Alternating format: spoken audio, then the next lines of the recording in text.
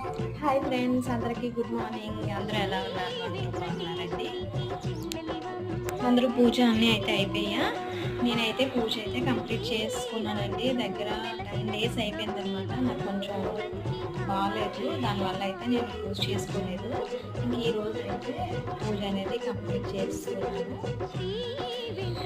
ఈరోజైతే ఇలా మందార పువ్వులతో అయితే నైవేద్యంకి అట్టపళ్ళు పెట్టుకొని ఇంకా పూజ అయితే నేను కంప్లీట్ చేసుకున్నాను. నాకు పూజ చేసుకుంటే చాలా బాగా ఇష్టమండి. కూడా తులసం దగ్గర కూడా ఇంకా పూజ అయితే కంప్లీట్ చేసుకున్నాను.